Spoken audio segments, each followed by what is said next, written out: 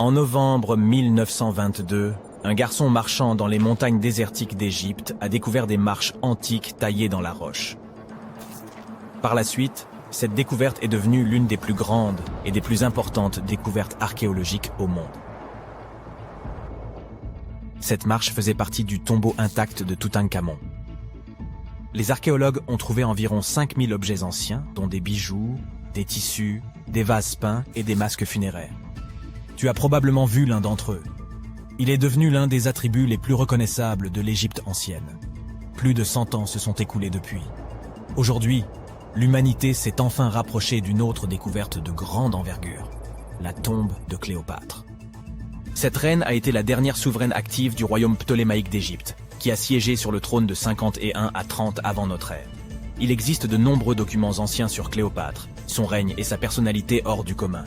Mais jusqu'à présent, personne n'avait découvert les secrets de son décès et de son lieu de sépulture.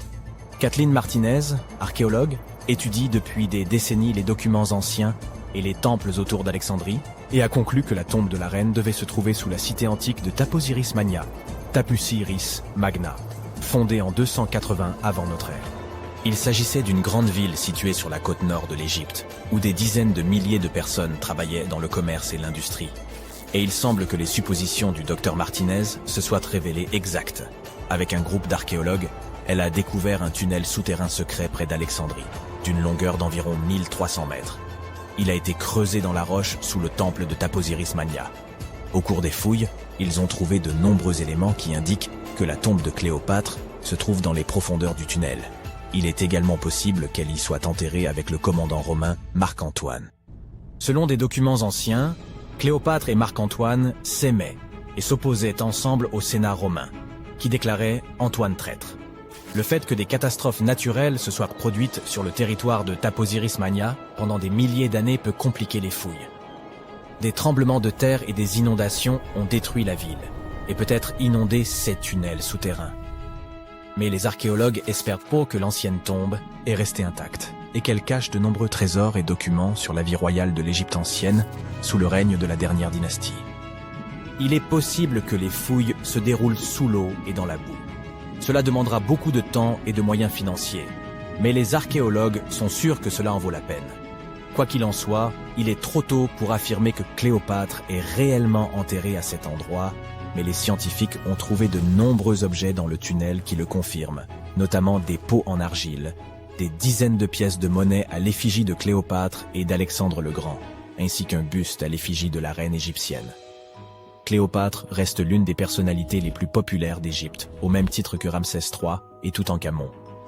Elle a inspiré de nombreux films, peintures et livres. Mais qu'est-ce qui l'a rendue si populaire? Elle est devenue célèbre pour son inconstance. C'était une souveraine belle et intelligente qui a sorti l'Égypte de la crise et en a fait une puissance prospère. Les textes arabes médiévaux indiquent qu'elle connaissait la chimie, les mathématiques et la philosophie, et qu'elle a peut-être écrit plusieurs ouvrages scientifiques. Elle connaissait plusieurs langues et avait d'excellentes compétences diplomatiques. Par ailleurs, de nombreuses légendes affirment qu'elle était une femme fatale, qui rendait beaucoup d'hommes fous. Cependant, rien ne prouve que sa beauté était incomparable. Hollywood a créé l'image d'un modèle éblouissant en tournant plusieurs films dans lesquels des actrices célèbres interprétaient le rôle de Cléopâtre.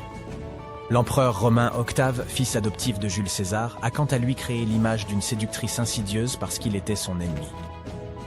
Bien qu'elle soit née en Égypte, Cléopâtre n'était pas égyptienne. Ses ancêtres étaient des Grecs, dont l'un des généraux d'Alexandre le Grand. Cependant, le peuple égyptien l'aimait. Elle a appris la langue et a été très sensible aux traditions de ce pays. Elle connaissait bien l'histoire, la mentalité et les coutumes de l'Égypte ancienne. Elle a relevé le niveau de l'économie égyptienne et renforcé le statut de l'Égypte en tant que puissance mondiale. Tout cela a été rendu possible en grande partie grâce à sa ruse et à sa force de persuasion. Elle aimait les représentations théâtrales et les fêtes somptueuses. Elle savait comment surprendre les gens et se donner en spectacle. Mais derrière l'image extérieure d'une amatrice de luxe, se cachait une souveraine intelligente et calculatrice. L'Égypte ancienne était un pays riche et luxueux, et Cléopâtre a tout fait pour accroître sa richesse et renforcer sa position sur la scène internationale.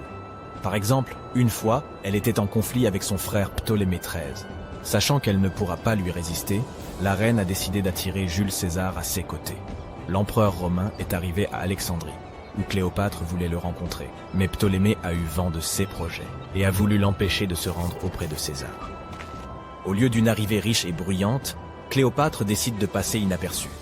Elle s'enveloppe dans un tapis ou un sac de lin que les serviteurs de l'empereur transportent dans les appartements privés de César. Cléopâtre sort du tapis et impressionne l'empereur romain par sa beauté et sa détermination. Ils tombent amoureux l'un de l'autre et deviennent de proches alliés. Quelque temps plus tard, elle impressionne un autre Romain influent à des fins diplomatiques. Elle se rend à la rencontre de Marc-Antoine sur une barge dorée aux voiles pourpres et aux rames d'argent. Cléopâtre est habillée à l'image d'Aphrodite et est assise sous un magnifique dais. Zeus, serviteur, déguisé en Cupidon, souffle dans son éventail et brûle de l'encens. Mais Cléopâtre a créé un tel spectacle pour une raison bien précise. Elle savait qu'Antoine vénérait la mythologie grecque et se considérait comme l'incarnation de Dionysos. Cette femme l'impressionne tellement qu'il finit par l'épouser. Cléopâtre défend sa couronne, renforce son alliance avec Rome et donne 3 enfants à Antoine. En Égypte, ils organisent de grandes fêtes et jouissent de la richesse et du pouvoir. Cependant, la relation d'un haut fonctionnaire avec la reine égyptienne provoque un scandale à Rome. Comme Octave est le principal adversaire d'Antoine dans la lutte pour le pouvoir, il exploite la situation pour ternir la réputation de son concurrent. Il utilise la propagande pour faire de Cléopâtre une séductrice insidieuse aux yeux des citoyens romains.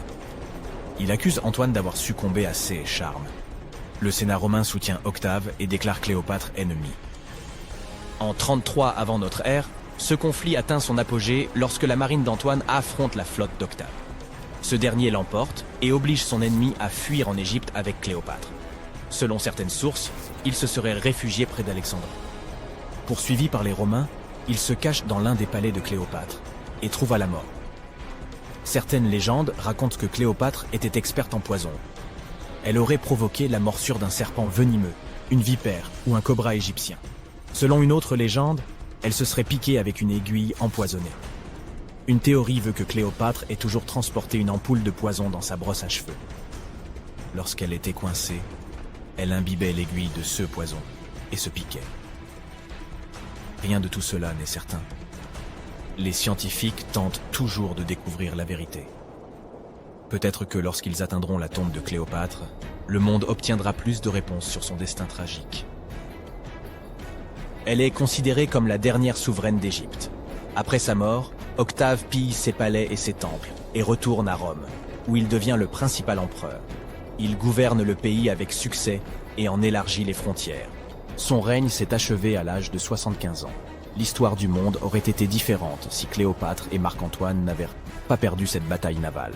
À propos, saviez-vous qu'il s'est écoulé plus de temps entre le règne de Cléopâtre et le volume de Neil Armstrong sur la Lune qu'entre le règne de la reine égyptienne et la construction de la grande pyramide de Gizeh? Armstrong a posé le pied sur le satellite de la Terre en 1969, soit 2038 ans après la naissance de Cléopâtre. Et la construction de la pyramide a eu lieu en 2560 avant notre ère. Imagine la longueur de l'histoire de l'Égypte ancienne. Cléopâtre est plus proche de nous dans le temps que les pyramides. Les archéologues égyptiens ont récemment fait une découverte extraordinaire près du Caire. Roulement de tambour, s'il vous plaît. La momie la plus ancienne et la plus complète jamais mise au jour dans le pays. Cette momie, vieille de 4300 ans, a été trouvée dans un ensemble de tombes près de la pyramide à degrés de Djéser, datant de l'ancien empire égyptien. Elle était recouverte de couches d'or. L'équipe a également découvert plusieurs autres tombes, dont une appartenant à un haut dignitaire égyptien et une autre à un gardien des secrets, qui présidait aux cérémonies.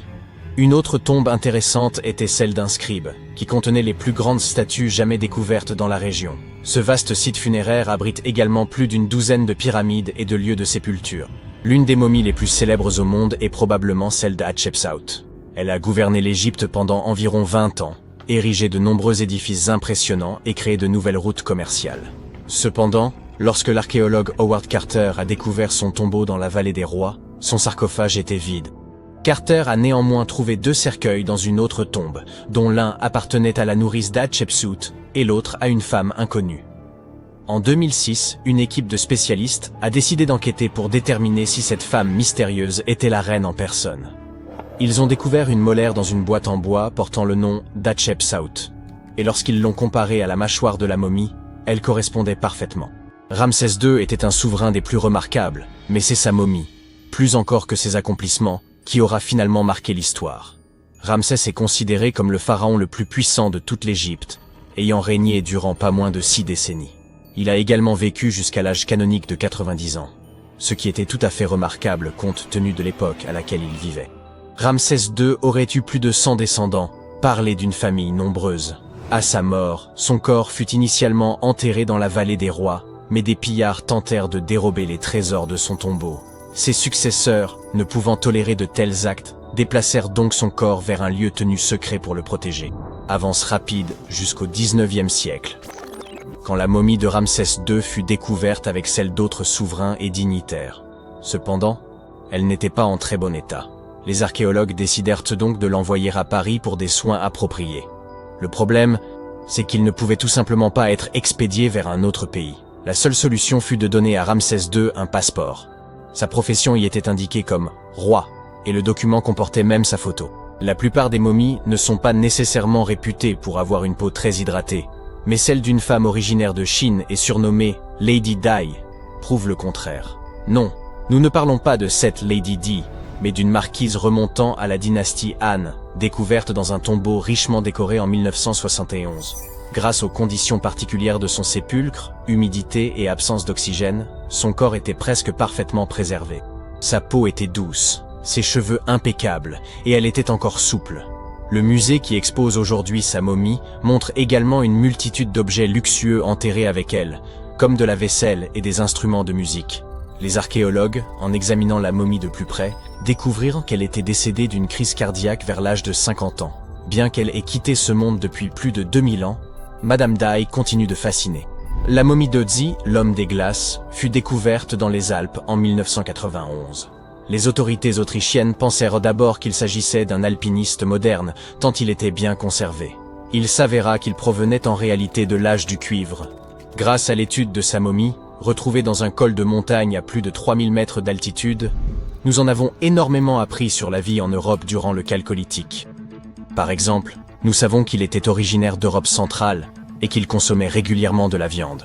Il souffrait également d'arthrite, de rétrécissement des artères et de troubles intestinaux. Mais il utilisait probablement l'acupuncture et des herbes médicinales pour traiter ses affections. Apparemment, il était aussi très habile de ses outils. Il les avait aiguisés quelques jours à peine avant sa mort prématurée. Peut-être anticipait-il des ennuis? Ou se préparait-il simplement pour une tâche de routine? Le roi Toutankhamon et son histoire figurent parmi les plus célèbres de toutes les momies d'Égypte. Ce pharaon est décédé à l'âge précoce de 19 ans, il y a plus de 3 millénaires, mais sa momie reste l'une des plus emblématiques au monde. Lorsque son tombeau a été ouvert en 1922, l'excitation était à son comble car il était encore intact, contrairement à de nombreux autres tombeaux royaux. Il contenait des sarcophages somptueusement ornés, dont un en or massif. Non seulement le tombeau de Toutankhamon nous a offert un aperçu de l'histoire de l'Égypte ancienne, mais sa momie nous a également beaucoup appris sur l'époque dans laquelle il vivait. L'analyse de son ADN a permis d'identifier ses parents et a révélé que le pharaon souffrait d'une rare maladie osseuse qui aurait pu le rendre invalide. Ginger est probablement l'une des momies les plus fascinantes dont vous entendrez jamais parler. Il ressemble à un voyageur temporel venu d'il y a 5000 ans, arborant encore ses cheveux dorés et ses ongles parfaitement préservés. Ginger a été découvert en Égypte et est considéré comme le corps momifié le plus ancien jamais découvert. Avant que les Égyptiens ne maîtrisent l'art de la momification, ils plaçaient les corps dans des tombes peu profondes, dans le sable chaud et sec. Comme ce dernier absorbait toute l'eau, les bactéries ne pouvaient ne pas se reproduire, et le corps était ainsi préservé naturellement. Aujourd'hui, les scientifiques ne sont pas certains que la préservation de Ginger était intentionnelle, mais étant donné que sa sépulture était constellée de poteries, il est probable que ceux qui l'y ont enterré aient connu des techniques de préservation avancées. Si vous souhaitez rencontrer Ginger en personne, il est actuellement exposé au British Museum. Un collectionneur d'art néerlandais a acquis une statue de Bouddha en Chine et a fait une découverte surprenante. Elle contenait une momie cachée à l'intérieur. Hélas, le corps était trop fragile pour être déplacé. Il a donc fallu le laisser sur place. La partie la plus impressionnante est que cette momie a plus de 1000 ans et qu'elle avait été exposée pendant 200 ans avant d'être enfermée dans cette statue. Lorsqu'ils en ont effectué la tomographie, les scientifiques ont découvert que la momie était remplie de morceaux de papier couverts d'écriture. Les experts pensent qu'il aurait pratiqué l'automomification, un processus radical impliquant un régime alimentaire particulier et un thé qui rend le corps moins susceptible aux bactéries. Seules quelques personnes pouvaient accomplir ce rituel, et celles qui y parvenaient étaient profondément respectées. Peu de reines égyptiennes ont autant intrigué les scientifiques et les historiens que la sublime Néfertiti.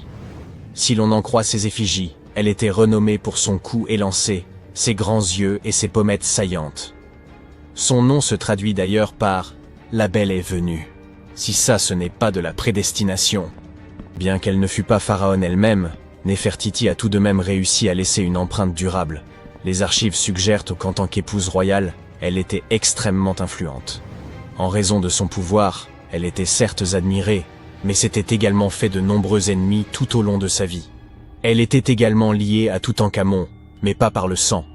Il s'agissait de sa belle-mère. Jusqu'à présent, sa momie n'a toujours pas été identifiée, mais cela pourrait bientôt changer. Un égyptologue, qui a fouillé des tombes dans la vallée des rois, a découvert 2 momies qu'il pense être celles de Néfertiti et de sa fille. Selon les spécialistes, nous pourrions bientôt obtenir une réponse définitive quant à l'identité de ces 2 dépouilles. Si l'une d'elles s'avère être Néfertiti, nous pourrions être en présence d'une découverte majeure. L'analyse ADN et la tomographie de la momie pourraient nous offrir l'image la plus complète et précise de la reine que nous ayons jamais vue.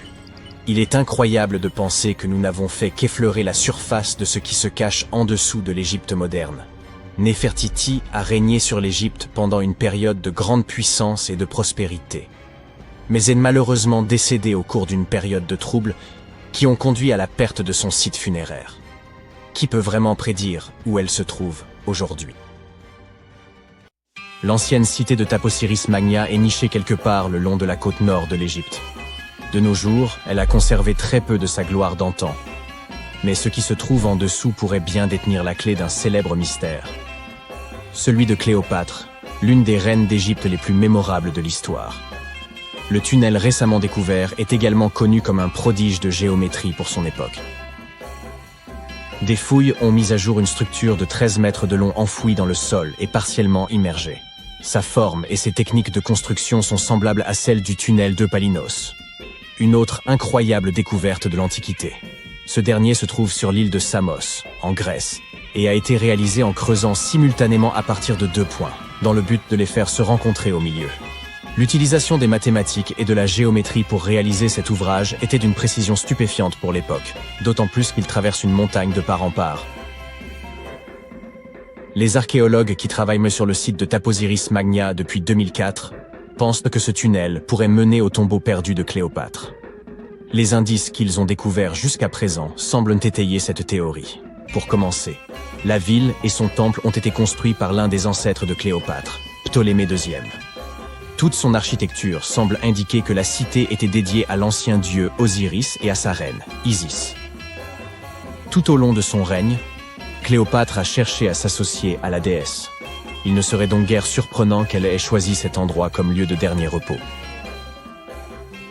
Les archéologues n'ont pas encore réussi à localiser le tombeau de Cléopâtre, mais les recherches se poursuivent avec l'aide de la technologie moderne. Pour mieux étudier cet emplacement, les chercheurs ont même eu recours à un dispositif spécial, appelé radar à pénétration du sol. Cet outil nous permet d'analyser ce qui se trouve sous la terre, sans avoir besoin de l'excaver. Comme ce tunnel est très ancien, les recherches doivent être menées avec la plus grande délicatesse. Voir des images de ce qui se trouve sous terre avant de commencer à creuser est incroyablement utile, et c'est ce que l'on fait ici depuis 2011. La découverte finale de la tombe de Cléopâtre pourrait nous aider à reconstituer son histoire. Surtout ce qui aurait pu se passer lors de la dernière partie de son règne, qui est encore entourée de mystères. Nous ne connaissons toujours pas la cause exacte de son décès. Certains pensent qu'elle aurait pu se laisser délibérément mordre par un cobra égyptien venimeux. D'autres ont suggéré qu'elle était tout à fait accoutumée au poison, en dissimulant même dans sa brosse à cheveux, au cas où le besoin s'en ferait sentir. Mais cela ne veut pas nécessairement dire qu'elle ait choisi de l'utiliser sur elle-même. Nous avons beaucoup d'autres informations intéressantes sur Cléopâtre, qui sont tout aussi dignes d'intérêt. comme le fait qu'elle ait eu sa propre styliste. La plupart des images que vous avez vues représentant la célèbre reine montrent que ses yeux étaient cernés de colle noire. Ce look aurait été créé par Iras, une servante connue pour avoir été sa cosméticienne attitrée.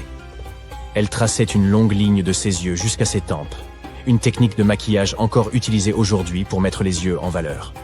Iras aurait été une figure importante tout au long de sa vie, officiant également comme sa confidente et sa plus proche amie. Il existe même quelques théories qui suggèrent qu'Iras se tenait à ses côtés lorsqu'elle a mis fin à ses jours. Malgré ses tenues recherchées, Cléopâtre n'était pas aussi belle qu'on le décrit. Ou du moins, c'est ce que pointent des recherches récentes. Certes, si l'on regarde les films et l'iconographie moderne, elle est représentée comme une femme d'une extrême beauté, aux traits symétriques et délicats.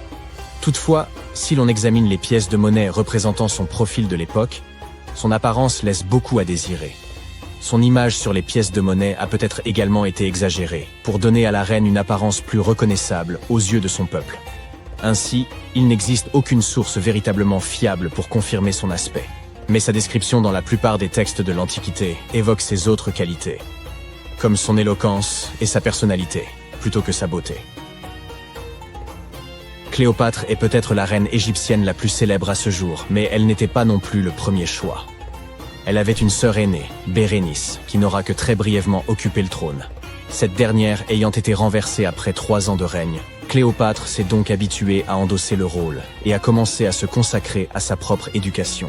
Elle voyageait fréquemment à travers le pays pour se familiariser avec son peuple et avec leurs besoins. Elle n'avait que 18 ans lorsque les rênes du pouvoir lui ont été transmises, et elle a immédiatement gagné en popularité en raison de sa grande intelligence et de son instruction.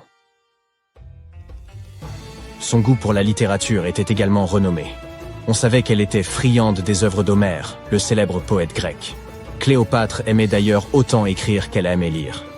Il existe même des suppositions selon lesquelles elle aurait écrit un livre sur la médecine et les cosmétiques, mais nous n'avons aucune preuve à ce jour que ce travail ait jamais existé.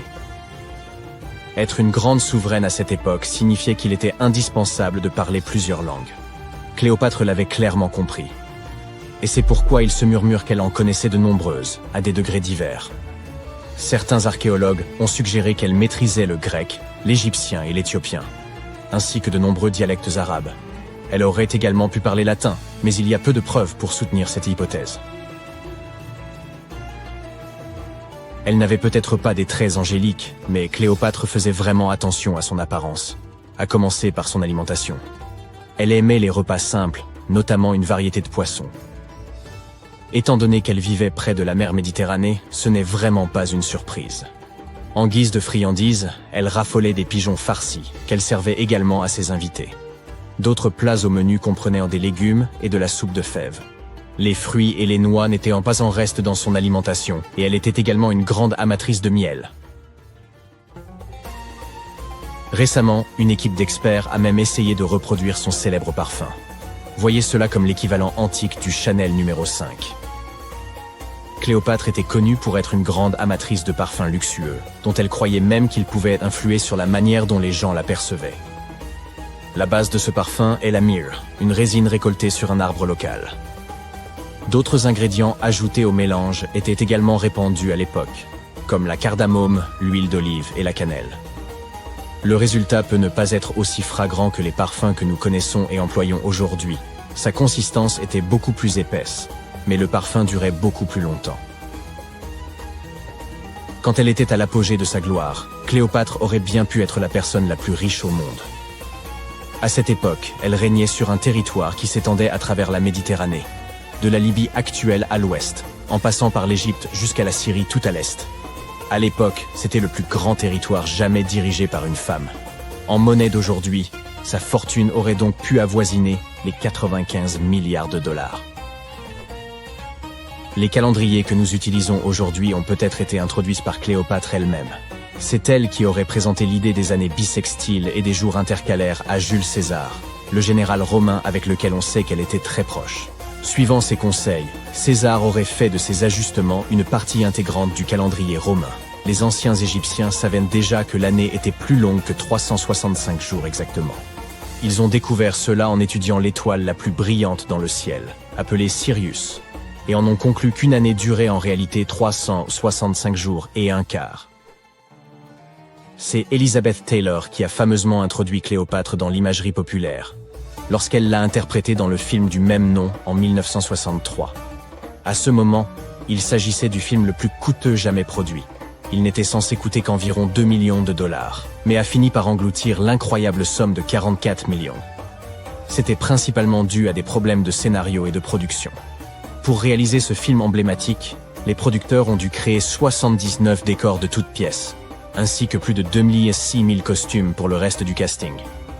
Rien que les costumes de Cléopâtre d'Elizabeth Taylor ont coûté environ 2 000 dollars.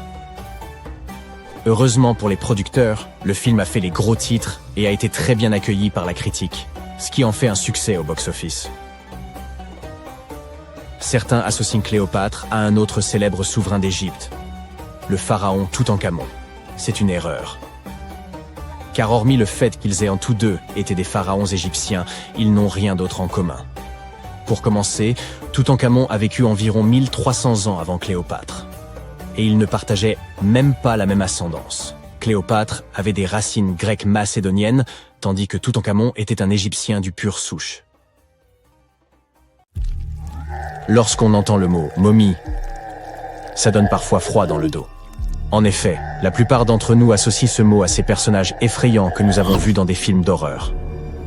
En réalité, les momies nous ont permis de comprendre beaucoup de choses sur les civilisations anciennes, sur ceux qui les gouvernaient, et sur la façon dont les gens vivaient la perte de leurs proches. Les Égyptiens de l'Antiquité, qui croyaient qu'une certaine forme d'existence après la mort était possible si certaines conditions étaient respectées, sont le peuple le plus connu au monde pour ses momies.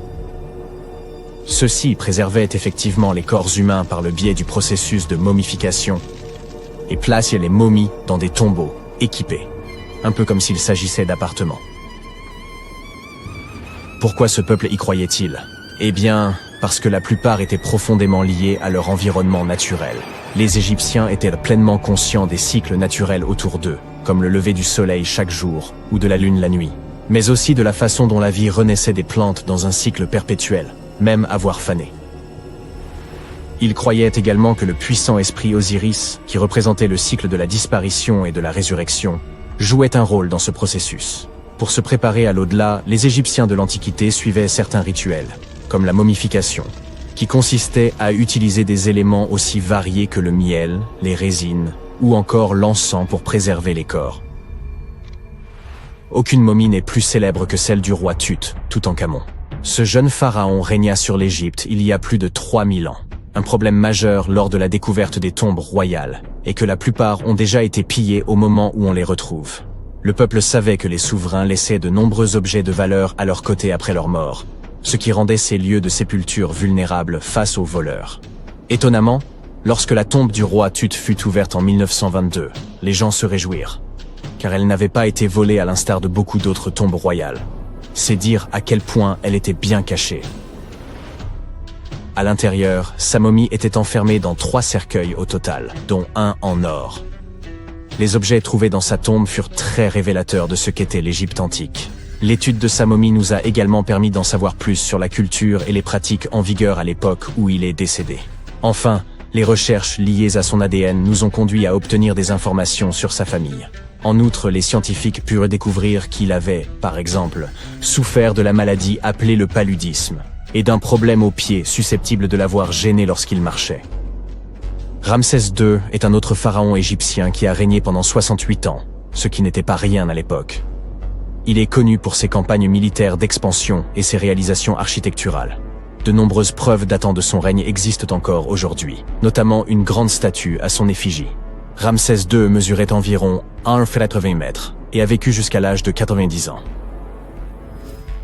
Après avoir examiné sa momie, les scientifiques conclurent qu'il souffrait peut-être d'une maladie affectant sa colonne vertébrale.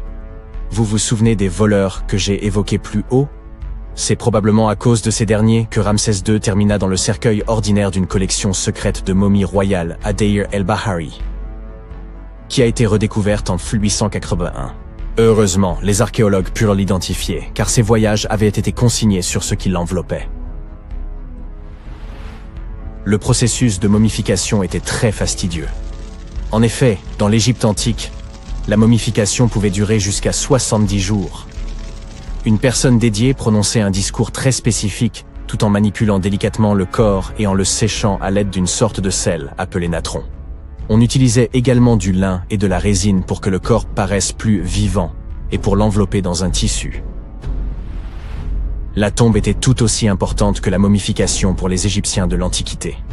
Les parois de la tombe du roi Tut, par exemple, étaient ornées d'œuvres d'art complexes représentant son voyage dans l'au-delà, depuis sa procession funéraire jusqu'à son passage aux enfers.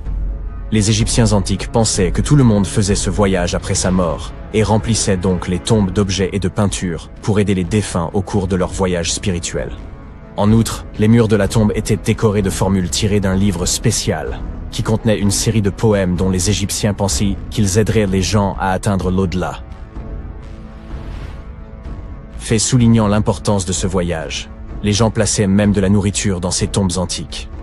Dans la tombe du roi Tut, les archéologues découvrirent 36 jarres de boissons antiques et 8 paniers de fruits, déposés là pour l'aider dans son voyage vers l'au-delà. Les Égyptiens pensaient que le voyage vers l'au-delà prenait beaucoup de temps et laissaient donc des provisions conséquentes pour soutenir leurs proches. Les pharaons possédaient généralement de nombreux vêtements luxueux et de beaux bijoux dans leurs tombes afin de s'assurer que leur tenue serait à la hauteur de leur statut lors de leur voyage. On a retrouvé des vêtements en lin tels que des tuniques, des écharpes, des gants et des coiffes. De nombreux bijoux en or ornés de pierres précieuses, des bracelets aux boucles d'oreilles, en passant par des colliers et des bagues, mais aussi des représentations d'insectes censés les protéger. Certaines tombes contenaient même des éventails en ivoire et en plumes d'autruche pour les garder au frais dans l'au-delà. Aussi fou que ça puisse paraître, certains souverains de l'Antiquité furent placés dans leurs appartements éternels avec des bateaux. Par exemple, le pharaon Khufu fit construire la grande pyramide de Gizeh pour en faire son tombeau, et un grand bateau fut retrouvé à l'intérieur. Le roi Tut, quant à lui, fut enterré avec plusieurs pagis de bateaux, mais pas de bateau à proprement parler. À la place, il avait 3 chars et de nombreux bâtons de marche en matériaux précieux, ce qui indique peut-être qu'il souhaitait se rendre dans l'au-delà par la terre et non par l'eau. Parmi les objets les plus intéressants trouvés près des momies antiques, on trouve des flacons d'huile et de parfums. Si les souverains étaient censés toujours être à la dernière mode, pourquoi ne pas sentir bon par la même occasion, n'est-ce pas? Certains d'entre eux possédaient également des jeux de société, la plupart fabriqués dans des matériaux précieux, comme l'or ou l'ivoire. L'un de ces jeux, le Senet, était très populaire en Égypte antique et ressemblait beaucoup aux échecs modernes. Les Égyptiens de l'Antiquité ont peut-être les momies les plus célèbres, mais ce ne sont pas ceux qui inventèrent la momification. En réalité, tout commença en Amérique du Sud, avec un peuple ancien appelé Chinchorro. D'après ce que nous savons aujourd'hui, ce peuple fut le premier à momifier ses proches défunts et suivit en cette tradition pendant environ 2000 ans avant que les Égyptiens ne commencent leur propre rituel. Certes, l'étude de ces momies permet d'en apprendre beaucoup sur les souverains de l'Antiquité, mais jusqu'à récemment, nous n'avions encore aucune idée de ce à quoi les défunts ressemblaient vraiment de leur vivant.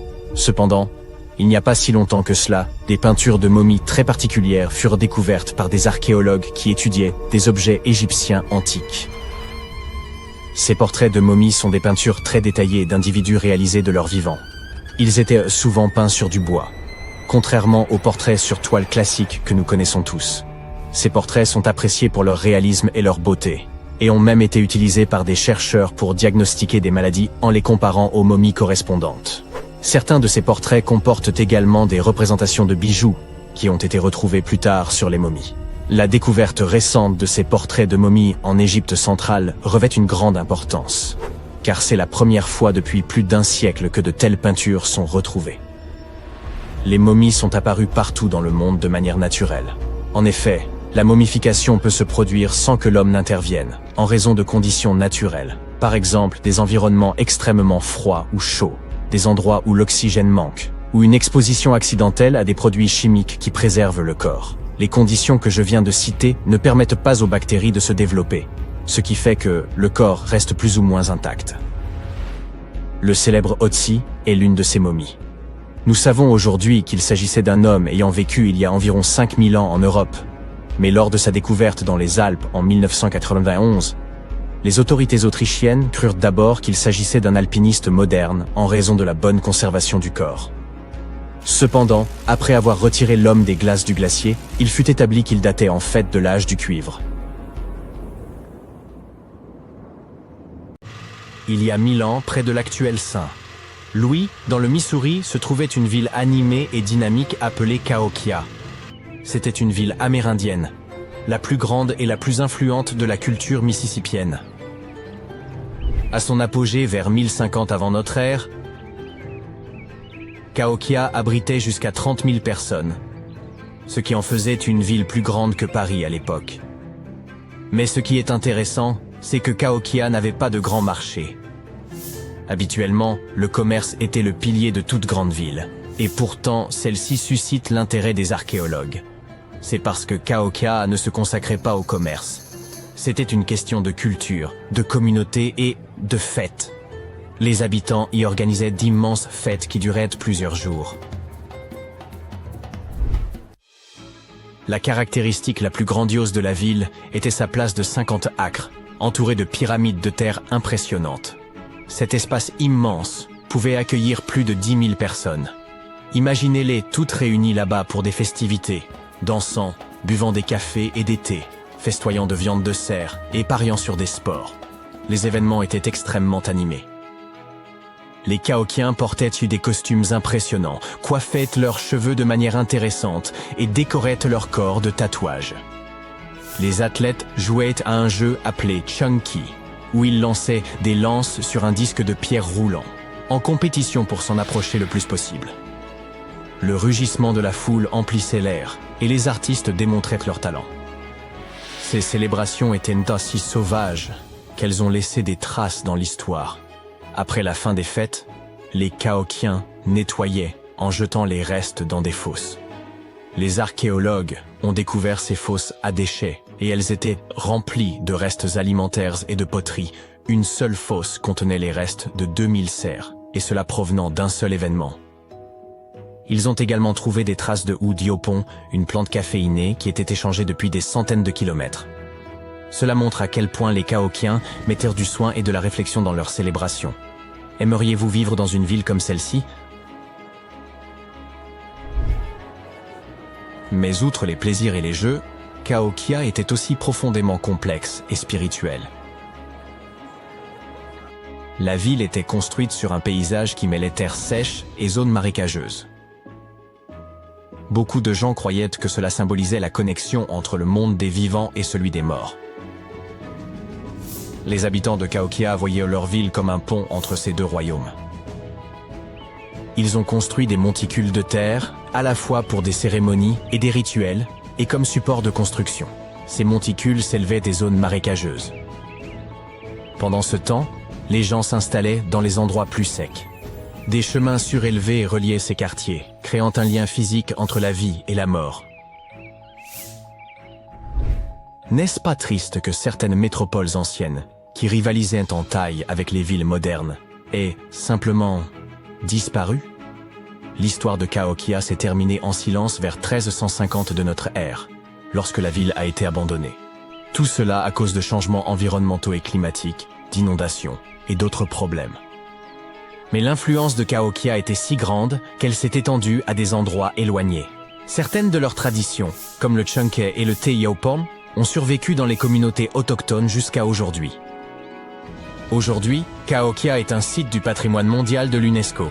Et ce n'est pas la seule mégalopole que nous avons perdue.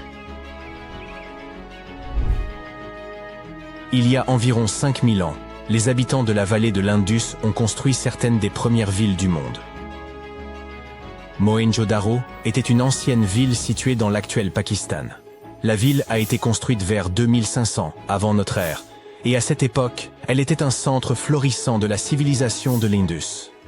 Bien sûr, elle était bien plus petite que les villes modernes, mais elle était assez grande pour l'époque, environ 40 000 habitants. Il semble que les habitants étaient des gens extrêmement stricts et disciplinés. La planification et l'organisation de la ville étaient incroyables. Elle était aménagée selon un schéma en grille. Les rues et les bâtiments importants étaient alignés selon l'axe nord-sud, probablement pour correspondre au mouvement du soleil et de la lune. Ils ont également construit l'un des systèmes les plus avancés de gestion de l'eau et des déchets de leur époque. La ville comptait environ 700 puits. Presque chaque maison avait son propre puits. La plupart des habitations avaient également des salles de bain privées, avec des systèmes de drainage et même des égouts souterrains. Cela montre à quel point ces personnes étaient compétentes pour rester propres. Et avec toute cette discipline, il semble qu'il n'y ait pas eu de roi, reine ou même de gouvernement central. Ils pouvaient encore avoir une certaine autorité, comme des élites locales ou des responsables élus, mais pas une monarchie stricte classique ni une religion. Au lieu de cela, les gens là-bas se soucièrent de la simplicité et de l'ordre. Ils se géraient eux-mêmes en ayant des méthodes standardisées pour faire les choses, depuis la fabrication des outils et de la poterie jusqu'à la façon dont ils commerçaient. C'est pourquoi, contrairement à beaucoup d'autres villes, Mohenjo-Daro n'avait pas de grands palais, temples ou monuments. À la place, ils avaient des zones publiques appelées citadelles. Les gens se réunissaient dans les citadelles pour des rituels, des réunions et le stockage de céréales. Et il semble que ce mode de vie ait parfaitement fonctionné. Les scientifiques ont trouvé des seaux et des poids, ce qui signifie que l'économie était bien régulée. Les archéologues ont découvert des artefacts complexes tels que l'ivoire, le lapis-lazuli, les perles de cornaline et les bijoux en or. Une autre découverte célèbre est la petite statue en bronze, connue sous le nom de danseuse, qui a été découverte en 1926. Mohenjo-Daro n'était pas du tout pauvre. Et ils ont également réalisé des bâtiments impressionnants.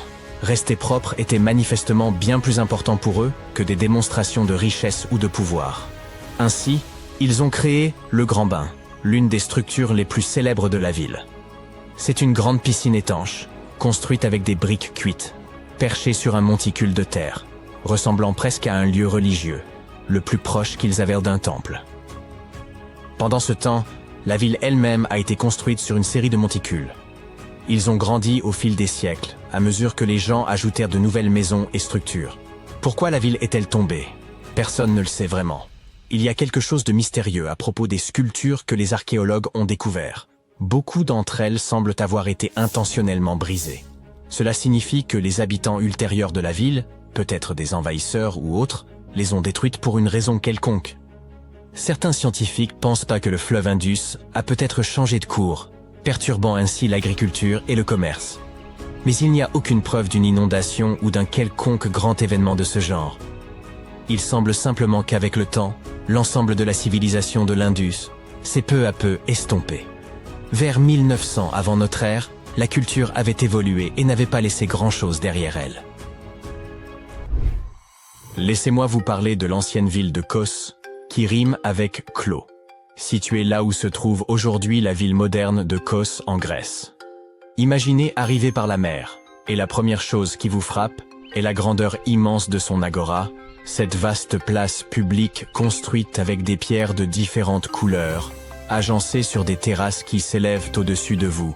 C'était l'une des plus grandes du monde antique, et elle faisait forte impression sur quiconque approchait de la ville.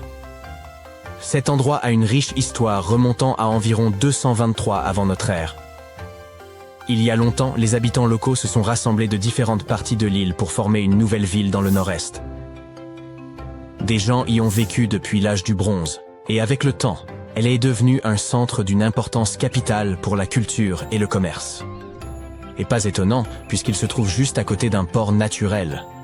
Le port était abrité par 2 brise-lames, et les gens y ont construit certains des sites religieux les plus importants, y compris les sanctuaires d'Aphrodite et d'Héraclès. Kos n'était pas seulement belle, cependant, elle avait un design brillant. Toute la ville était disposée en une grille ordonnée, avec des rues se croisant à des angles droits parfaits, ressemblant littéralement presque à une ville moderne. Grâce à cela, se déplacer était super facile, et les blocs, ou insulae, étaient assez grands pour contenir plusieurs grandes maisons. Kos est restée largement inchangée jusqu'au 6e siècle de notre ère. Au fil du temps, elle a commencé à rétrécir progressivement, confinée à l'intérieur des murs de ce qui est maintenant le quartier de Kora. Palmyre était une ancienne ville construite autour d'une belle oasis à un moment donné au cours du 3e millénaire avant notre ère. initialement connue sous le nom de Tadmor, cette ville a prospéré en tant qu'étape majeure sur la route de la soie, reliant le Proche-Orient à l'Asie. C'était un centre florissant de commerce et de culture.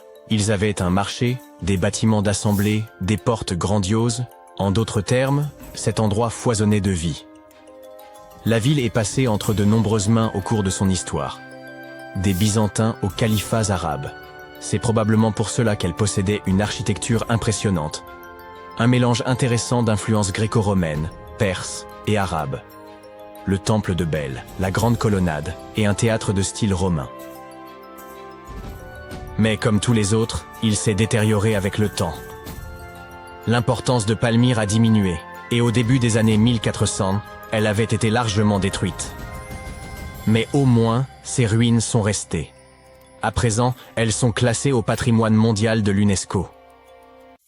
Il fait nuit, et tu t'apprêtes à pénétrer dans la dernière demeure du pharaon Toutankhamon. Tu n'as pas de torche, mais tu t'es au moins muni d'une lampe de poche. Tu descends plusieurs étages, et tu remarques que les murs sont gravés de hiéroglyphes et de ce qui ressemble à un sort. Le sort dit « Ceux qui emporteront quoi que ce soit de cet endroit seront maudits ». Même si tu n'y crois pas vraiment, ça te fait un peu peur. Tu trouves une énorme porte en pierre. Est-ce un piège? Tu réussis à l'ouvrir, mais non, derrière, la salle est vide. Tu consultes ta carte. Il semble que tu suives la bonne direction. Au bout de plusieurs heures, tu comprends que tu es pris au piège dans un labyrinthe. Tu essayes de revenir sur tes pas, mais tu ne trouves plus la porte par où tu es entré. Ça y est, te dis-tu, tu es tombé dans le piège du pharaon. Et tu n'as rien apporté à manger. Nous avons tous vu des films hollywoodiens dans lesquels le personnage principal explore des ruines et se trouve confronté à des pièges très dangereux, n'est-ce pas? On nous a répété que la royauté égyptienne protégeait ses dernières demeures à l'aide de scorpions et de serpents venimeux, de portes coulissantes qui vous emprisonnent à vie et d'immenses rochers qui écrasent tous ceux qui se trouvent sur leur chemin. Mais ces pièges étaient-ils vraiment réels? Je regrette d'avoir à te l'annoncer, mais il ne s'agit que de fiction. Ces pièges sont trop complexes techniquement pour que des civilisations anciennes aient pu les concevoir. Mais ça ne veut pas dire qu'il n'y avait pas de pièges du tout. Les civilisations anciennes, comme celles des Égyptiens et des Mayas, construisaient des monuments qu'elles dédiaient à leurs grands morts.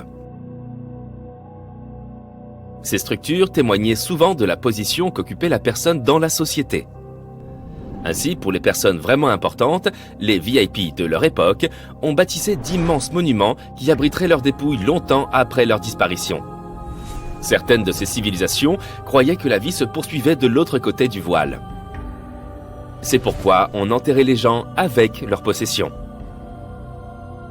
S'ils étaient riches et puissants, les sépultures étaient remplies d'or et de richesses.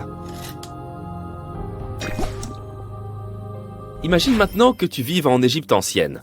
Tu sais exactement où se trouvent tous les tombeaux des pharaons et tu as entendu des rumeurs sur les grandes richesses conservées dans ces lieux. Peut-être serais-tu tenté d'aller y jeter un coup d'œil ? Il s'agit de grandes salles remplies du sol au plafond d'objets d'or, de bijoux et même d'argent. C'est vrai, c'est tentant. Et comme il n'y avait pas de gardien pour protéger l'entrée de ces lieux, les Égyptiens devaient faire preuve d'imagination pour préserver ces trésors. Les pièges étaient une solution très pratique. On construisait par exemple des salles vides à l'intérieur des monuments afin de confondre les voleurs. Examinons la dernière demeure d'Amenhotep III. Elle fut construite dans la ville de Luxor, dans un wadi secondaire de la vallée des rois. 2 ingénieurs français ont découvert le monument entre 1905 et 1914. Cette structure est immense et comporte plus de 10 salles reliées entre elles par de longs couloirs et de raides escaliers. La salle du roi est la mieux dissimulée, et avant de la trouver, un étranger sera perdu plusieurs fois dans ce sombre dédale. D'autres pharaons ont tenté de protéger leurs richesses en faisant construire des monuments dont les faux planchers dissimulaient des trous d'une profondeur pouvant aller jusqu'à 6 mètres. Les visiteurs indésirables étaient ainsi découragés dans leurs recherches en voyant s'ouvrir le sol en chemin vers la chambre du roi. Outre les faux planchers, ils excellaient à construire de véritables labyrinthes de couloirs et de fausses murailles. Et les voleurs pouvaient mettre des heures avant de trouver la riche sépulture. Quant aux serpents venimeux, il est probable qu'ils soient venus d'eux-mêmes s'installer dans les fosses de ces monuments. Et sans doute ne restaient-ils pas très longtemps. Comment ces reptiles auraient-ils pu survivre des années durant sans nourriture dans cet obscur intérieur? Oui, il s'agit donc bien encore d'une légende inventée par Hollywood. Si ces pièges te paraissaient ennuyeux, les archéologues ont trouvé un moyen de dissuasion intéressant dans la dernière demeure de la Reine Rouge de Palenque, au Mexique. Palenque était l'une des puissantes cités mayas du Mexique précolombien. On pense que la Reine Rouge était la grand-mère du dernier roi maya. Sans aucun doute, une personne d'une grande importance pour l'Empire. En son honneur, un immense monument fut construit pour conserver son corps après sa mort. La découverte de la tombe elle-même a été un véritable événement. Les archéologues ont trouvé un ancien monument en creusant sur le site en 1994. Ils ont d'abord vu une salle avec une porte cachée. Une fois la porte ouverte, ils ont découvert un long couloir. Enfin, au bout de ce couloir, se trouvait la chambre de la reine. Les archéologues étaient impatients de mettre au jour cette salle contenant la momie de la reine. Elle était entourée de perles, de coquillages de jade et de pierres précieuses. Mais en explorant les vestiges, l'équipe a remarqué quelque chose d'assez étrange. La pièce était couverte de poudre rouge. Les chercheurs connaissaient l'importance de cette couleur pour le peuple maya et savaient qu'ils s'en servaient pour décorer leurs vêtements et leurs bâtiments. Mais ils ne comprenaient pas la présence de cette substance inconnue dans la sépulture de la reine. Après en avoir rapporté un échantillon pour une analyse approfondie, ils ont découvert que cette poudre était du cinabre, un minéral très nocif. Cette poudre, lorsqu'elle est inhalée, peut causer de graves dommages à la santé d'une personne. L'équipe a conclu qu'il ne pouvait s'agir que d'un piège pour ceux qui tenteraient de s'emparer de ces richesses. Les poudres toxiques sont peut-être les pièges les plus efficaces que nous ayons vus jusqu'à présent. Mais le moyen le moins onéreux d'éloigner les visiteurs indésirables était peut-être d'inscrire des sortilèges sur les surfaces des monuments. Nous en ririons probablement aujourd'hui, mais à l'époque, cela marchait extrêmement bien. Les sorts disaient généralement que quiconque emporterait quoi que ce soit connaîtrait un destin funeste. Certaines formules promettaient aux voleurs qu'ils perdraient leur maison dans de grands incendies ou de terribles inondations, d'autres que les malfaiteurs auraient des problèmes de santé incurables. Mais rien de tout ça n'a suffi à dissuader les pilleurs. D'étranges histoires semblent attester de la réalité de ces sortilèges. L'une d'entre elles est celle du célèbre égyptologue britannique Howard Carter, responsable de la découverte de la tombe du pharaon Toutankhamon dans les années 1920. Après des mois de fouilles infructueuses, Carter a découvert cette sépulture par hasard. Il a trouvé l'entrée d'un escalier sous le sol dans lequel il creusait depuis des mois. Aidé d'une équipe, il a dégagé les amas de sable qui en bloquaient l'entrée et a découvert une porte. Plusieurs symboles étaient gravés sur celle-ci. Et Carter savait que cela ne pouvait que signifier qu'une personne très importante avait été enterrée à cet endroit. Et il avait raison.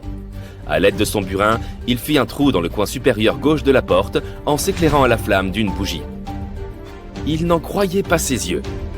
Devant lui, de nombreux objets d'or ainsi que des joyaux brillaient de tout leur feu. Carter venait de découvrir la dernière demeure de Toutankhamon, perdue depuis 3000 ans. Mais l'histoire ne s'arrête pas là. Cette découverte s'accompagna d'une série d'événements malheureux qui portent à croire qu'un sort avait été jeté.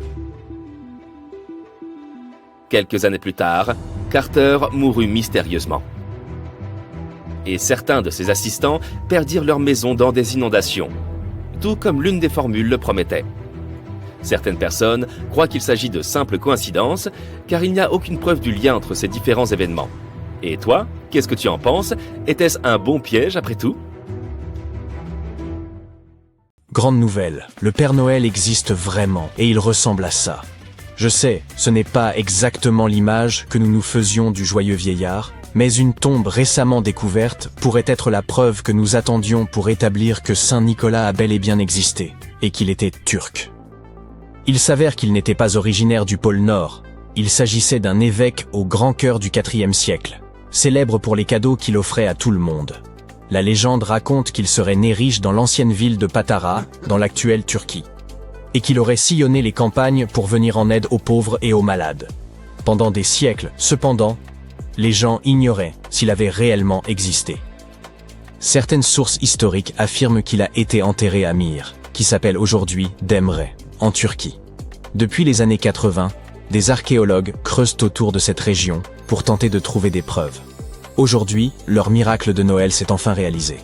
Après avoir creusé à 183 cm de profondeur dans une annexe de l'église Saint-Nicolas, ils ont mis au jour une mystérieuse tombe en calcaire d'environ 2 mètres de long. S'ils sont presque certains qu'il s'agit de la dernière demeure de Saint-Nicolas, ils sont toujours à la recherche d'une inscription qui confirmerait son âge exact. Pour ce qui est du Père Noël fictif, la légende dit que sa maison se trouve en Laponie, en Finlande. En 2018, des archéologues ont fait une découverte intéressante qui leur a permis d'espérer qu'ils parviendraient à démontrer l'existence du Père Noël. Ils creusaient sur un site appelé Tainiaro lorsqu'ils sont tombés sur environ 200 fosses funéraires. Mais lorsqu'ils ont regardé à l'intérieur, ils n'ont trouvé aucune trace du Père Noël. En fait, il n'y avait aucun squelette humain, seulement des poteries et des ossements d'animaux. Personne ne sait donc vraiment ce qu'était cet endroit. C'est tout le contraire de ce qui s'est passé avec une équipe d'archéologues qui travaillait dans l'ancienne cité de Petra, en Jordanie. Depuis 2003, des rumeurs circulent sur l'existence de chambres cachées sous le célèbre monument qu'on appelle Al-Khazneh et que certains nomment le trésor. 21 ans plus tard, des chercheurs se sont enfin décidés à creuser et ont mis au jour une tombe intacte. À l'intérieur, ils ont trouvé au moins 12 squelettes humains et des objets dont l'âge est estimé à plus de 2000 ans. Des centaines de milliers de touristes se rendent à Al-Khazneh chaque année. La plupart d'entre eux s'y rendent probablement pour voir le site du Saint Graal dans le film Indiana Jones et la dernière croisade. Mais vous savez ce qu'il y a de plus curieux ? L'un des squelettes de la tombe tenait un calice en céramique qui ressemble énormément au Saint Graal. Vous vous souvenez probablement de l'incendie dévastateur qui a causé d'énormes dégâts à Notre-Dame de Paris en 2019. L'édifice, construit entre le XIIe et le XIIIe siècle, a dû être restructuré à cause de cet incendie. Mais les archéologues ont vu là une occasion en or de fouiller le site et de découvrir ses secrets cachés. L'équipe n'a été autorisée à creuser qu'à 40 cm sous la surface, mais cela a suffi. Dès qu'ils ont retiré les dalles du sol et dégagé une fine couche de terre, ils ont repéré le sommet d'un cercueil en plomb. Ils ont ensuite découvert des sculptures de calcaire, dont des têtes et des torses grandeur nature. Au total, ils ont mis au jour plus d'1 millier de fragments d'œuvres d'art diverses. Des statues antiques ont été trouvées dans les endroits les plus inattendus, y compris dans un égout. En juillet 2024, des archéologues bulgares examinaient un égout romain dans la cité antique d'Hérakléa Sintika lorsqu'ils ont trouvé une statue en marbre d'Hermès, le messager des dieux grecs, mesurant près de 2 mètres de haut. Cette ville a été complètement dévastée et abandonnée après 2 tremblements de terre, l'un en l'an 388 et l'autre en l'an 425. Mais pour une raison ou pour une autre, ces tremblements de terre n'ont pas détruit cette statue. En fait, sa tête a été retrouvée en excellent état.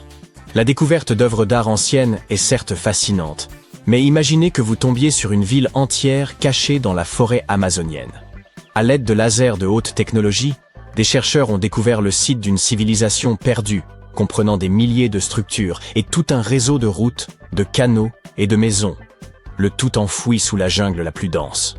Cette cité a été construite il y a environ 2500 ans, dans une zone située à l'ombre d'un volcan. Il est d'ailleurs possible que ce dernier soit entré en éruption et ait détruit cette civilisation à une époque encore indéterminée.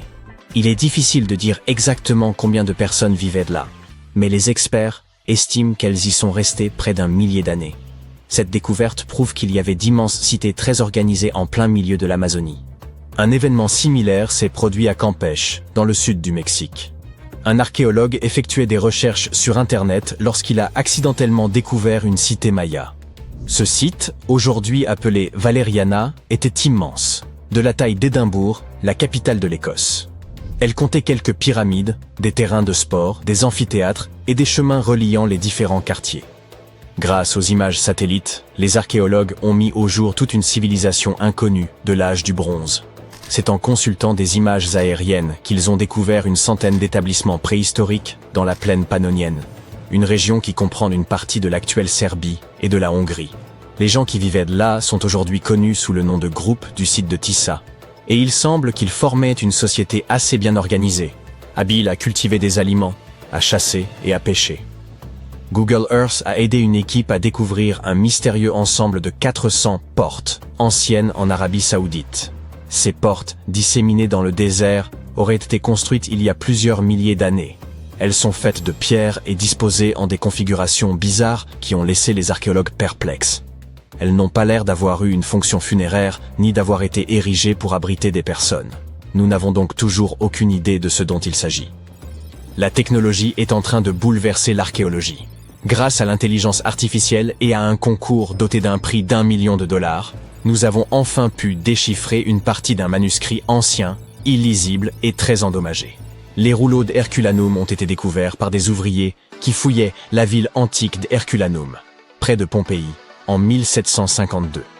Mais leur état était tel que, pendant des années, on les a considérés comme indéchiffrables. Heureusement, l'intelligence artificielle a contribué à dévoiler leurs secrets.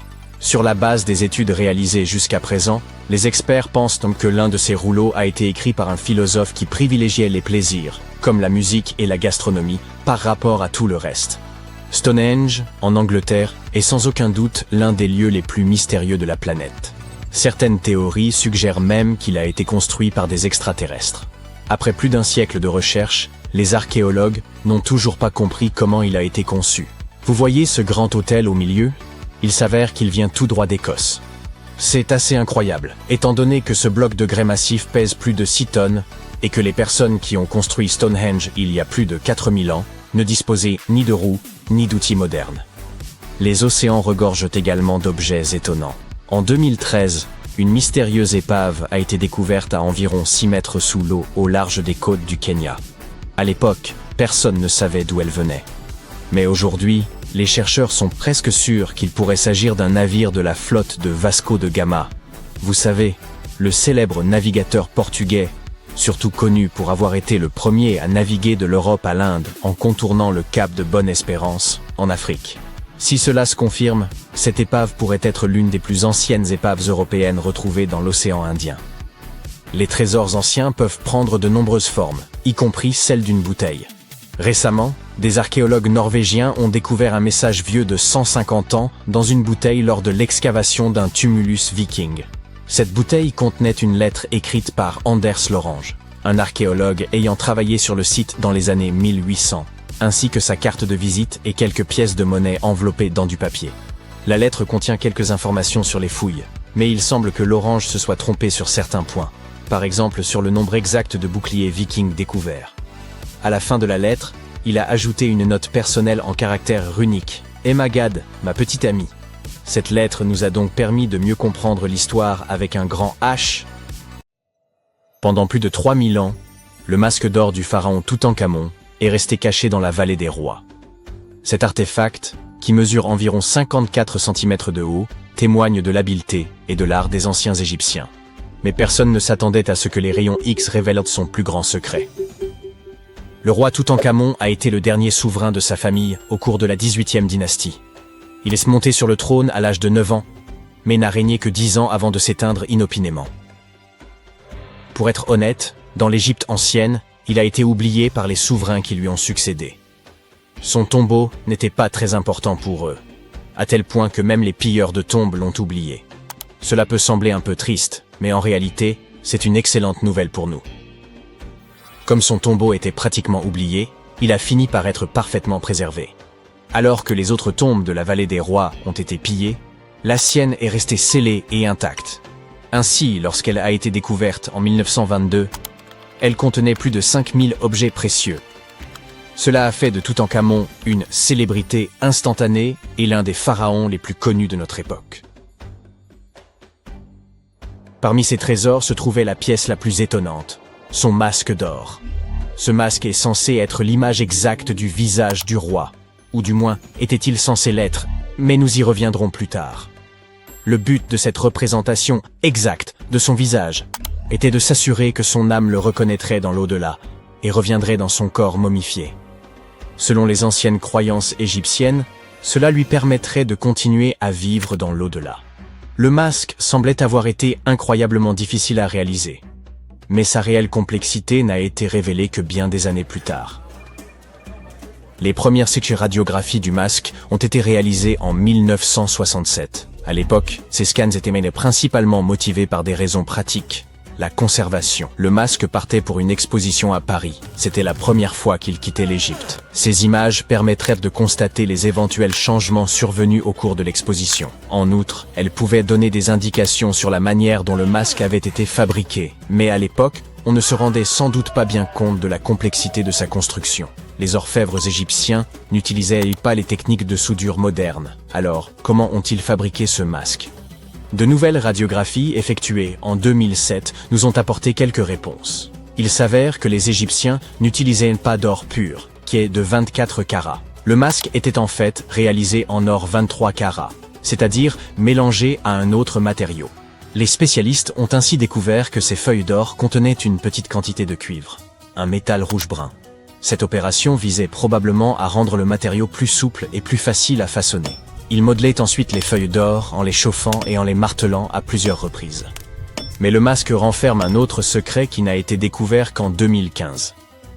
L'année précédente, le personnel du musée égyptien du Caire préparait l'exposition du masque lorsque sa longue barbe fut accidentellement arrachée. Selon un autre scénario, la barbe se serait détachée au fil du temps et serait tombée toute seule. Quoi qu'il en soit, le fait que la barbe du roi Toutankhamon se soit détachée a causé beaucoup de tension. Après tout, il s'agit de l'une des plus grandes attractions touristiques du Caire, et les experts devaient donc régler le problème très rapidement. Le processus de restauration a commencé par un relevé détaillé de l'état du masque. Pour ce faire, ils ont dû effectuer un scan tridimensionnel complet de l'artefact. Et par hasard, ils ont trouvé quelque chose de très intéressant à l'intérieur. Dans la barbe royale se trouve un tube en or, une structure intrigante que les Égyptiens ont probablement utilisée pour attacher la barbe au reste du masque. Cela prouve une fois de plus que le processus de fabrication de ce masque était encore plus complexe que ne le pensaient les experts. Mais les mystères ne s'arrêtent pas là. Vous vous souvenez que nous avons dit que le masque était censé représenter parfaitement le visage du roi Toutankhamon ? Ce n'est peut-être pas tout à fait vrai. Certaines théories populaires suggèrent que le masque n'a jamais été conçu pour lui, et qu'il a été fabriqué pour quelqu'un d'autre. Une étude publiée en 2015 suggère qu'il aurait initialement été confectionné pour une femme pharaon, sa belle-mère supposée, la célèbre et magnifique reine égyptienne Néfertiti. L'indice le plus probant provient d'une inscription sur le masque. À première vue, elle semble bien se référer à Toutankhamon, mais après un examen approfondi, les chercheurs ont remarqué que quelque chose d'autre avait été écrit sous le nom du roi. Le cachet du nom royal semble avoir été modifié.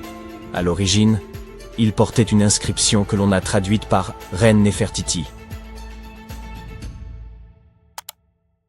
Une autre caractéristique du masque d'or de Toutankhamon, passé inaperçu pendant des années, ajoute encore au mystère. Comme nous l'avons déjà mentionné, les experts pensent que les pharaons qui lui ont succédé ne le respectaient pas beaucoup. Les oreilles percées sur le masque sont l'un des indices qui ont amené les archéologues à cette conclusion. Certains chercheurs pensent que le roi Toutankhamon n'aurait pas porté de boucle d'oreille après son enfance. Ainsi, selon leur théorie, lorsqu'il est décédé à l'âge de 18 ans, il n'aurait pas dû être représenté avec les oreilles percées. Cela pourrait également confirmer l'idée que le masque appartenait à l'origine à Néfertiti, ou peut-être à quelqu'un qui n'était même pas lié au roi Toutankhamon. Mais le masque n'est pas la seule source de mystère. En fait, sa tombe entière est truffée d'énigmes. Récemment, des historiens ont découvert un indice indiquant que l'endroit où le roi Toutankhamon était censé être enterré avait été changé à la dernière minute. Pendant des années, les experts se sont demandé pourquoi un pharaon qui a régné pendant 9 ans avait fini dans une tombe aussi simple. Comparé à la grandeur des tombes d'autres pharaons, sa tombe semble un peu ordinaire. L'idée qu'un roi comme Toutankhamon puisse avoir un lieu de repos aussi banal ne correspond pas au pouvoir et à l'importance qu'il devait avoir dans l'Égypte ancienne. Alors, que s'est-il passé ? Apparemment, cela pourrait avoir un rapport avec son successeur, le pharaon Haï. Après la mort du roi Toutankhamon, les chercheurs pensent que Haï a fait en sorte de l'effacer de l'histoire de l'Égypte. Une théorie suggère donc qu'il est probablement à l'origine de la décision rapide de placer le corps du roi Toutankhamon dans une tombe plus petite et moins impressionnante. Lorsque les experts ont examiné la tombe d'Aï, ils ont trouvé quelque chose d'intéressant. Un grand mur recouvert de peintures représentant des babouins. Il s'agit du même type d'œuvre d'art que celle que l'on trouve dans la tombe de Toutankhamon. Il semble que ce soit la même personne qui ait choisi les œuvres d'art pour les deux tombes. La conception et la décoration des deux tombes sont presque identiques, ce qui suggère qu'une main commune les a réalisées. Mais il y a une différence essentielle. La tombe d'Aï est digne d'un roi. Elle est beaucoup plus grande et plus somptueuse, même si le style et les œuvres d'art sont similaires à ceux du tombeau de Toutankhamon. Cette théorie suggère donc qu'Aï aurait décidé du contenu des deux sépultures. Comme Toutankhamon est décédé subitement à un jeune âge, son grand tombeau n'a pas été achevé à temps. Habituellement, les pharaons entreprenaient la construction de leur tombe de leur vivant, afin de s'assurer que tout soit parfait. Mais Toutankhamon est décédé alors qu'il n'avait que 18 ans, et le temps lui a donc manqué. Et a peut-être profité de la situation pour commander une tombe plus petite pour Toutankhamon et garder la plus grande pour lui. Les experts pensent que cette théorie expliquerait pourquoi la tombe de Toutankhamon est si simple et comment Aï a réussi à effacer sa mémoire de l'histoire si facilement. En fin de compte, l'histoire du masque et du tombeau du roi Toutankhamon est empreinte de mystère et d'intrigue. Chaque nouvelle découverte jette un peu plus de lumière sur ce qui s'est réellement passé il y a tant d'années. Mais une chose est sûre, l'Égypte ancienne a encore bien des secrets à nous livrer. Et le roi Toutankhamon continuera de fasciner les hommes dans les années à venir. En 1850, l'égyptologue français Auguste Mariette se rendit sur la terre des pharaons en quête de manuscrits, mais tomba par hasard sur une tête de sphinx qui émergeait des dunes. Après avoir dégagé le sable, il comprit que ce sphinx marquait l'entrée d'une structure souterraine. Quelques mois plus tard, il pénétra finalement dans le Sérapéum de Saqqara. À l'intérieur, il découvrit un gigantesque sarcophage en granit contenant les restes de 64 taureaux. Les scientifiques restent émerveillés par la technologie qu'utilisèrent les anciens Égyptiens pour déplacer ces immenses blocs. Le Sérapéum, construit vers 3000 ans avant notre ère, était une sépulture souterraine dédiée au taureau sacré Apis, vénéré dans l'Égypte ancienne. Il comportait un long corridor de près de 150 mètres, bordé de vastes salles de pierre. Certains sarcophages, pesant jusqu'à 100 tonnes, soit l'équivalent de 50 voitures moyennes, étaient réalisés avec une précision remarquable, présentant des angles parfaits de 90 degrés. Ornés de hiéroglyphes et de gravures, ces pièces détaillaient les récits et l'importance accordée au taureau Apis. Aujourd'hui, seuls 24 sarcophages subsistent. Dans l'Égypte antique, les taureaux Apis occupèrent une place prépondérante en raison de leur lien avec le dieu Ptah. Ils étaient perçus comme porteurs de son esprit et de sa sagesse, tout en soutenant le pharaon et son peuple. Les prêtres identifiaient ces taureaux sacrés en recherchant des signes distinctifs. Un triangle blanc sur le front, symbole de lumière divine, une marque dorsale évoquant l'aile d'un vautour, et une forme de scarabée sous la langue, associée à la réincarnation. Lorsqu'un taureau portait ces marques, il était considéré comme élu par Ptah et traité avec vénération. Ces animaux vivèrent dans un temple dédié à Memphis, ville où l'on honorait Ptah, et bénéficièrent des soins les plus attentifs, ainsi que d'offrandes de visiteurs désireux de recevoir leur bénédiction. À leur mort, les taureaux Apis étaient momifiés et honorés avec la plus grande solennité.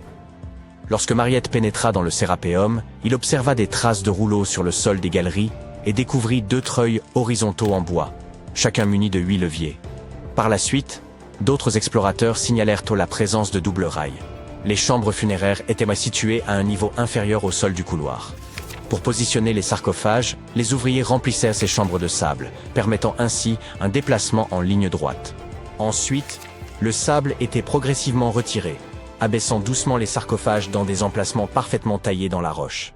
Une inscription en pierre trouvée dans le Sérapéum mentionnait qu'à l'époque de Ptolémée II, en 247 avant notre ère, il fallait 28 jours pour placer un seul sarcophage avec son couvercle. L'incroyable précision des sarcophages, notamment leurs angles de 90 degrés, s'explique également par les avancées géométriques des anciens Égyptiens. Dès 1850 avant notre ère, ils rédigèrent des traités de géométrie, démontrant qu'ils connaissaient une valeur approximative de pi et savaient recalculer le volume d'une pyramide tronquée. Ces compétences avancées en mathématiques expliquaient leur capacité, 5 siècles plus tard, à sculpter des surfaces parfaitement planes. Bien que tout cela puisse sembler logique, certains pointent des incohérences. La taille des sarcophages dépasse largement celle des taureaux, alors que les pharaons étaient inhumés dans de petits cercueils, à peine adaptés à leur corps. De plus, ces sarcophages, réalisés en granit avec une précision remarquable, auraient pu être fabriqués en calcaire, un matériau bien plus facile à travailler. Le transport de ces immenses sarcophages semble réalisable en théorie, mais reste complexe. Si une personne pouvait tirer environ 200 kilos, il aurait fallu au moins 250 personnes pour déplacer un seul sarcophage. Or, les tunnels du Sérapéum sont extrêmement étroits, excédant d'à peine 60 cm la largeur des sarcophages eux-mêmes. Il aurait été impossible que des centaines de personnes se serrent dans ces espaces confinés pour tirer les sarcophages. Et quand bien même, comment auraient-elles pu faire pivoter les blocs dans ces étroits couloirs, les abaisser dans leur niche et les positionner parfaitement au centre? Pourtant, cela a été réalisé pas moins de 24 fois, chaque sarcophage étant impeccablement centré. De surcroît, les chambres étaient recouvertes de poussière, sans aucune trace de suie provenant des lampes, ce qui impliquerait de travailler dans une obscurité quasi totale. La fonction véritable de ces sarcophages pourrait toutefois avoir été différente. Bien avant l'ère des pharaons, les populations locales connaissaient déjà le processus de fermentation.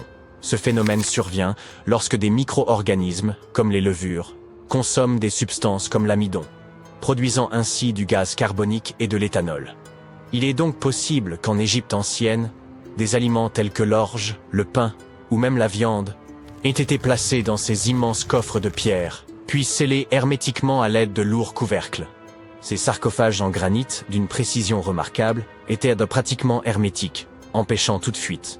Lorsque la levure commençait à agir, elle générait progressivement du gaz carbonique, augmentant la pression interne.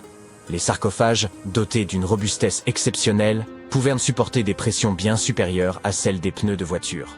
Sous l'effet de cette compression, les cristaux du granit produisaient une très faible charge électrique. Ce phénomène était possible grâce à la présence de quartz dans le granit, un matériau réactif à la pression. Par ailleurs, l'ajout de viande ou de parties animales aurait pu favoriser le développement des levures. La viande contient en effet de l'acide oléique, un élément nécessaire pour que les levures continuent de croître et résistent aux effets toxiques de l'éthanol qu'elles produisent. Ainsi, avec l'accumulation de gaz et la production d'électricité, ces sarcophages n'auraient pas uniquement servi d'anciens garde-manger, mais auraient pu être de véritables systèmes énergétiques. Au fil du temps, la pression interne devenait si élevée qu'elle pouvait repousser le couvercle, libérant le gaz avec un bruit sec. Toutefois, lorsque le Sérapéum fut redécouvert en 1850, d'anciennes peintures montrèrent que des pierres étaient empilées sur certains couvercles. Cela suggère que, dans l'Antiquité, des efforts furent entrepris pour alourdir ces couvercles afin de limiter les pertes dues à la pression interne. Ce poids additionnel permettait également aux cristaux de quartz du granit de continuer à générer davantage d'électricité sous l'effet de la pression. Si quelqu'un ouvrait l'un de ces sarcophages de pierre plusieurs millénaires plus tard, il ne découvrirait à l'intérieur que les ossements des taureaux déposés à l'origine. C'est précisément ce que Mariette a mis au jour dans les années 1850. Peu après les premières fouilles effectuées au cours de la seconde moitié du XIXe siècle, le Sérapéum fut ouvert aux visiteurs. Le prince de Galles, futur Édouard VII, aurait même déjeuné avec ses invités dans l'une de ces tombes. Bien que le site ait été rendu inaccessible pendant un certain temps à cause des sables et des séismes, il est aujourd'hui de nouveau possible de le visiter afin d'en percer le mystère. Grâce aux technologies modernes, nous pourrions bientôt résoudre de nombreuses autres énigmes historiques. Une équipe de scientifiques du musée Field d'Histoire naturelle de Chicago a récemment utilisé un scanner spécifique pour analyser des momies égyptiennes sans les déballer. Les chercheurs ont soigneusement transporté 26 momies sur des chariots adaptés jusqu'au parking où se trouvait le scanner. Celui-ci a pris des milliers de clichés radiographiques détaillés de chaque momie et de leur cercueil. En regroupant toutes ces images, ils ont pu créer des modèles 3D révélant l'intérieur des momies, y compris les squelettes et certains artefacts. Ces images devraient permettre aux archéologues de mieux comprendre les pratiques funéraires égyptiennes, remontant à plus de 3000 ans. Bien que la phase de numérisation ait été réalisée en seulement 4 jours, l'analyse complète des données pourrait prendre jusqu'à 3 ans. Les chercheurs ont néanmoins déjà pu découvrir quelques détails personnels sur certaines momies.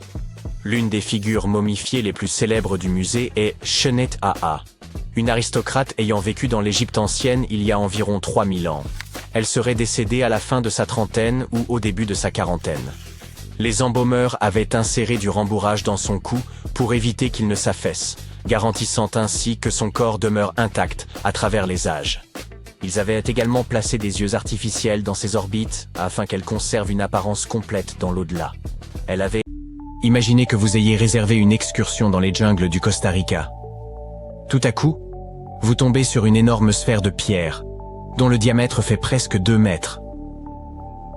Comment diable est-elle arrivée là et que symbolise-t-elle? Vous interrogez immédiatement votre guide. Il n'est pas aussi étonné que vous, et vous explique qu'il y en a en fait plusieurs centaines disséminées dans le sud du pays. Ces mystérieuses sphères de pierre n'ont pas de nom officiel. Les habitants les appellent simplement Las Bolas, ce qui signifie boule en espagnol, tandis que les historiens les appellent les sphères d'Iquis, du nom de la culture qui les a produites. Les scientifiques ont étudié les couches de sédiments de la Terre qui les entourent, et estiment que les plus anciennes ont été fabriquées vers l'an 600 de notre ère, et que les plus récentes datent de l'an 1000 de notre ère. De nombreuses sphères ont été déplacées après leur découverte initiale. C'est pourquoi les archéologues ont du mal à les dater avec précision. La culture d'Iquis a complètement disparu peu après sa découverte par les Espagnols, au XVIe siècle. Contrairement aux Mayas et aux Aztèques, les mythes et légendes de ces peuples n'ont pas survécu et ne peuvent donc pas expliquer l'existence de ces mystérieuses sphères. Plus de 300 de ces boules ont été découvertes à ce jour, certaines mesurant moins de 2,5 cm de diamètre, les plus grandes mesurant jusqu'à 2 mètres de diamètre, plus hautes donc que la plupart des humains. Bien que certaines sphères soient en calcaire, la majorité d'entre elles ont été sculptées dans une variété de basalte, un type de roche qui se forme lorsque la lave se refroidit rapidement. Certaines sphères pèsent jusqu'à 15 tonnes et, dans la plupart des cas, leur surface est lisse au toucher, bien qu'il existe des pièces plus rugueuses, généralement inachevées. Si l'on écarte la théorie selon laquelle l'érosion fluviale aurait sculpté naturellement ces boules, il semble que ce soit d'anciens hommes qui les aient créées en martelant des blocs de pierre avec d'autres pierres. Une fois la forme approximative obtenue, ils polissaient la roche jusqu'à la perfection en utilisant des techniques telles que la fracture contrôlée et le meulage. Ces mystérieuses sphères se trouvent dans le delta du Iquis, sur la côte de l'océan Pacifique. La plupart d'entre elles ont été découvertes dans un lieu appelé Ferme 6, qui, avec 3 autres sites, a été proclamé site du patrimoine mondial de l'UNESCO en 2014. La zone contient d'autres découvertes de l'époque précolombienne, telles que des espaces pavés, des sites funéraires et des monticules. Pendant des siècles, les boules de pierre ont été cachées sous une épaisse couche de sédiments qui les protégeait des éléments et des pillards jusqu'à ce qu'elles soient mises au jour dans les années 1930.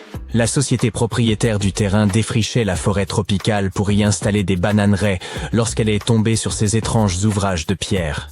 Certaines ont été endommagées par des bulldozers, d'autres par des ouvriers qui tentaient de les ouvrir, pensant qu'elles contenaient de l'or. Il a fallu un certain temps avant que les autorités n'interviennent pour empêcher que les découvertes ne soient davantage endommagées. Doris Stone, la fille d'un cadre de la société propriétaire du terrain, a été la première à étudier les sphères. En 1943, elle a publié un article dans une revue archéologique américaine de premier plan, attirant ainsi l'attention du monde entier sur les boules. Des expéditions ont rapidement suivi, et les archéologues ont immédiatement pu déterminer que les formations de pierre étaient d'origine humaine, probablement créées par l'ancienne population indigène du Costa Rica. À ce jour, personne n'a été en mesure d'expliquer scientifiquement leur fonction. Cela signifie qu'il y a encore de la place pour les théories les plus folles sur l'origine et la véritable finalité des sphères. La théorie la plus populaire au sein de la communauté scientifique est que ces sphères de pierre servaient de décoration et de symboles sociaux, car nombre d'entre elles ont été retrouvées à proximité des habitations des chefs de tribu. Ces mêmes chefs étaient également enterrés avec certaines des plus petites boules. Ces sculptures étaient donc certainement associées au pouvoir d'une manière ou d'une autre. Ciseler un bloc de pierre à la perfection exigeait beaucoup de travail et de planification. et seuls les individus puissants pouvaient se permettre de telles commandes à l'époque.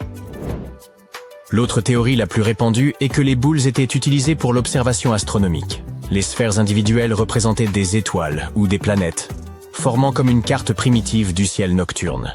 Comme elles étaient parfaitement rondes, il était facile de les faire rouler. Avant que la jungle ne les engloutisse, la région où elles ont été découvertes était une plaine alluviale plate, idéale pour faire rouler de grosses pierres.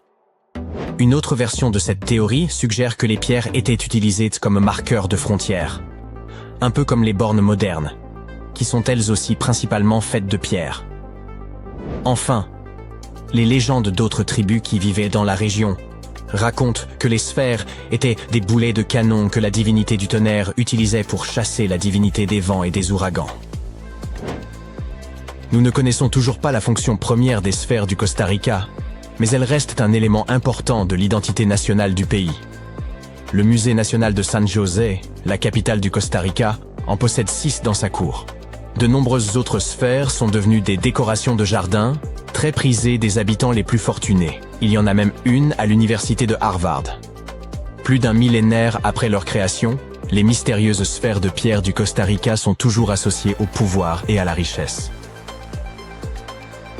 En termes mathématiques, les sphères de pierre ne sont pas tout à fait rondes. On estime qu'elles sont presque parfaites, approchant la forme d'une sphère à 96%. Bien que ce chiffre soit impressionnant, les sphères du Costa Rica ne sont pas les seules de leur genre. Il y a près de 10 ans, des ouvriers ont découvert de mystérieuses sphères géantes en pierre dans les profondeurs d'une mine de charbon du nord de l'Asie. La surface de ces sphères, qui mesurait un peu plus de la longueur d'un pas humain en diamètre, était exceptionnellement lisse. Et les gens se sont penchés sur la question pour tenter de comprendre ce dont il s'agissait. Certains étaient là persuadés que les boules venaient d'un autre monde, tandis que d'autres suggéraient qu'il s'agissait en fait d'œufs de dinosaures pétrifiés. Les scientifiques ont rapidement mis fin aux discussions. Il s'est avéré que les mystérieuses sphères étaient en réalité des concrétions. Il s'agit de formations rocheuses qui mettent des millions d'années à se former dans les profondeurs du sous-sol. Pensez à un caillou qui amasse de la neige en dévalant une colline. C'est ainsi que se forment les concrétions. L'eau souterraine, riche en sédiments et en minéraux, s'écoule autour de la concrétion, la façonnant lentement en un orbe parfait. Ce processus est assez courant dans la nature, mais en général, les concrétions sont assez petites. Les sphères trouvées dans la mine de charbon avaient atteint cette taille dans un sol riche en minéraux, et elles étaient suffisamment grandes pour intéresser la presse et le grand public. Un autre cas possible de concrétion est celui des imposantes sphères de pierre retrouvées dans la vallée de Visoko, en Bosnie. Semir Osmanagić, que l'on a surnommé l'Indiana Jones bosniaque, a été le premier à étudier ces objets dont la largeur équivaut à celle d'un autobus londonien. Il pense que ces boules de pierre ont été sculptées par une civilisation disparue qui vivait dans la région il y a 1 millier d'années. La couleur rougeâtre des orbes prouve cependant qu'il s'agit bien de concrétions, riches en fer. Les Moki Marbles, découverts dans l'Utah rural, ont une couleur similaire à celle des sphères bosniaques. Ces minuscules concrétions, de la taille d'une bille, sont constituées d'un noyau de grès et d'une coquille d'hématite, un minerai de fer. En Afrique du Sud, des mineurs ont découvert les sphères de Klerksdorp, dont la forme et la taille sont similaires à celles des Moki Marbles. La seule différence est que celles-ci se sont formées à l'intérieur de sédiments et de cendres volcaniques. Parmi les petites sphères créées par l'homme, les plus intrigantes sont probablement celles que l'on trouve sur certaines îles grecques. Des scientifiques ont découvert 700 pierres plus petites que des balles de golf près du site de l'âge du bronze d'Akrotiri, sur l'île de Santorin. Ils pensent que ces objets ont entre 3600 et 4500 ans. En comparant toutes les variations de taille et de couleur de ces pierres énigmatiques, les archéologues ont conclu qu'elles auraient pu faire partie du plus ancien jeu de société jamais fabriqué. Avec l'aide de l'intelligence artificielle, les scientifiques tentent aujourd'hui de comprendre les règles de ce jeu.